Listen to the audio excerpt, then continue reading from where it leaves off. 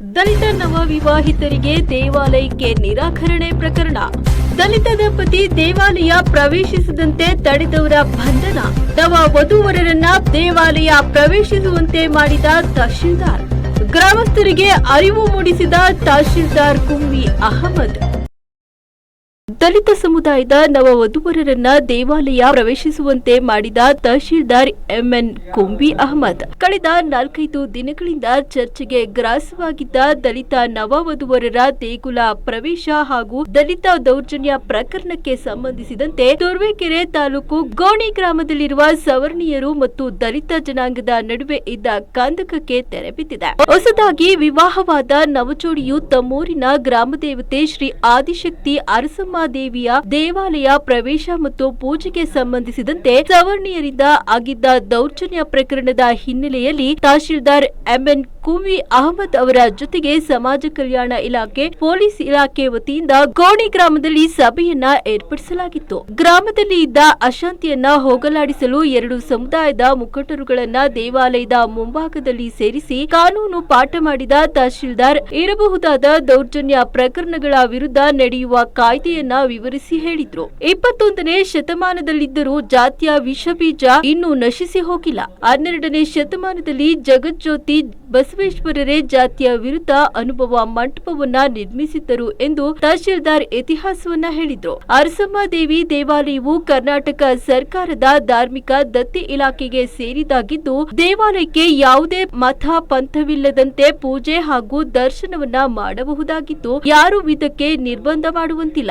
ಗ್ರಾಮದಲ್ಲಿ ಶಾಂತಿ ಸುವ್ಯವಸ್ಥೆಗೆ ಅಡ್ಡಿಯಾಗದಂತೆ ಎಲ್ಲರೂ ತಮ್ಮ ತಮ್ಮ ಜನಾಂಗೀಯ ದ್ವೇಷವನ್ನ, ತಾರತಮ್ಯಗಳನ್ನ ಮರೆತು ಧಾರ್ಮಿಕ ಹಬ್ಬವನ್ನ ಕಂಡುಕೊಳ್ಳಬೇಕು ಎಂದು ತಹಶೀಲ್ದಾರ್ ಸಾರ್ವಜನಿಕರಿಗೆ ಅರಿವು ಮೂಡಿಸಿದ್ರು. ಸೂಕ್ತ ಪೊಲೀಸ್ ಬಂದೋಬಸ್ತ್ನಲ್ಲಿ ನವಜೋಡಿ ಹಾಗೂ ಪೋಷಕರನ್ನ ಕರೆದುಕೊಂಡು ದೇವಸ್ಥಾನದ ಒಳಗೆ ಪ್ರವೇಶಿಸಿ ಪೂಜೆ ಸಲ್ಲಿಸುವಂತೆ ಹಾಗೂ ದರ್ಶನ ಪಡೆಯುವ ಅವಕಾಶವನ್ನ ಮಾಡಿಕೊಟ್ರು. ಇನ್ನು ಮುಂದೆ ಈ ತರಹದ ದೌರ್ಜನ್ಯ ಪ್ರಕರಣಗಳು ತಾಲೂಕಿನ ಯಾವ ಭಾಗದಲ್ಲೂ ನಡೆಯಬಾರದು ಎಂದು ಮನವಿ ಮಾಡಿದ್ರು. ಈ ಸಂದರ್ಭದಲ್ಲಿ ತಾಲೂಕು ಪಂಚಾಯಿತಿ ಕಾರ್ಯನಿರ್ವಹಣಾಧಿಕಾರಿ ಅನಂತರಾಜು, ಆರಕ್ಷಕ ಉಪನಿರೀಕ್ಷಕ ಟಿ ಮೂರ್ತಿ, ಸಮಾಜ ಕಲ್ಯಾಣ ಇಲಾಖೆಯ ಸಹಾಯಕ ನಿರ್ದೇಶಕ ಶಿವಲಿಂಗಯ್ಯ, ಲೋಕೋಪಯೋಗಿ ಇಲಾಖೆಯ ಸಹಾಯಕ ಎಂಜಿನಿಯರ್ ಕಣ್ಮಣಿ, ಪಂಚಾಯಿತಿ ಅಭಿವೃದ್ಧಿ ಅಧಿಕಾರಿ ಸುರೇಶ್, ಕಂದಾಯ ನಿರೀಕ್ಷಕ ರಂಗಸ್ವಾಮಿ, ಕಸಬಾ ಹೋಬಳಿ ಕಂದಾಯ ನಿರೀಕ್ಷಕ ಜಗದೀಶ್, ರಾಜಗುಪ್ತಚರ ಇಲಾಖೆಯ ರಾಜ್ಕುಮಾರ್, ಅರ್ಚಕ ನಂಜೇಗೌಡ, ಸಮಾಜ ಕಲ್ಯಾಣ ಇಲಾಖೆಯ ಸಿಬ್ಬಂದಿಗಳಾದ ಧನಂಜಯ್, ಕಿರಣ್ ಕುಮಾರ್, ಗ್ರಾಮ ಆಡಳಿತಾಧಿಕಾರಿ ಮಲ್ಲಿಕ್, ಭೂತೇಶ್,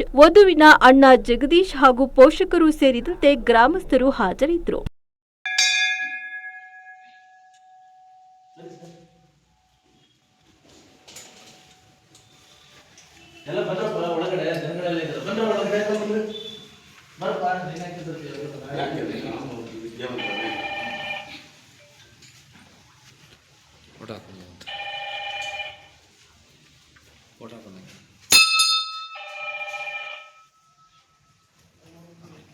ಕೃಷ್ಣಪ್ಪ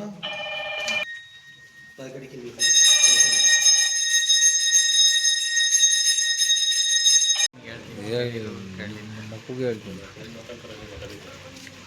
ಬರ್ರಿ. ನಿಮ್ದು ಇನ್ಚಾರ್ಜ್ ನೋಡಿದೆ ಸುರೇಶ್ ಅಣ್ಣಂದೇ. ಈಗ ಸುರೇಶ್ ಅಣ್ಣಂದೇ 15 ತಿಂಗಳಿಂದ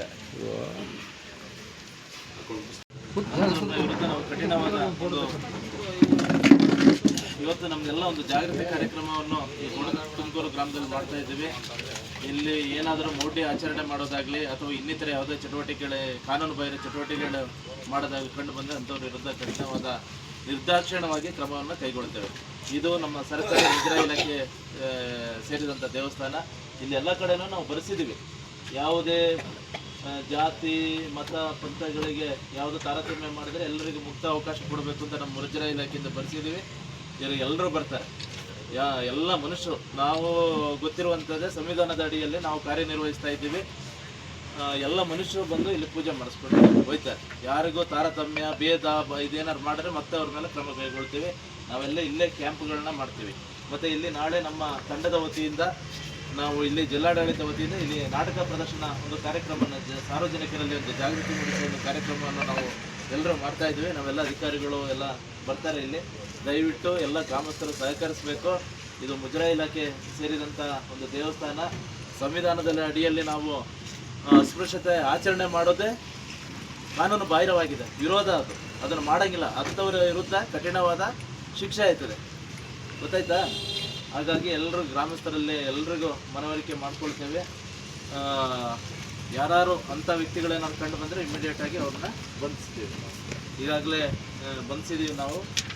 ಪೊಲೀಸ್ ಇಲಾಖೆ ಇನ್ವೆಸ್ಟಿಗೇಷನ್ನ ಕೈಗೊಂಡಿದ್ದಾರೆ. ನಮ್ಮ ದೇವಸ್ಥಾನ ಅರ್ಚಕರು ಯಾರಿದ್ದಾರೆ ಅವರು ಮುಜರಾಯಿ ಇಲಾಖೆ ಅಡಿಯಲ್ಲಿ ನೀವು ಕೆಲಸ ಮಾಡ್ತಾ ಇರ್ತೀರ. ಯಾವುದೇ ಸಾರ್ವಜನಿಕರು ಯಾರೇ ಬಂದು ಅವರಿಗೆ ಮುಕ್ತವಾದ ಪೂಜೆಗೆ ಅವಕಾಶ ಕಲ್ಪಿಸ್ಬೋದು, ಗೊತ್ತಾಯ್ತಾ? ಸರಿ, ಪೂಜೆ ಈಗ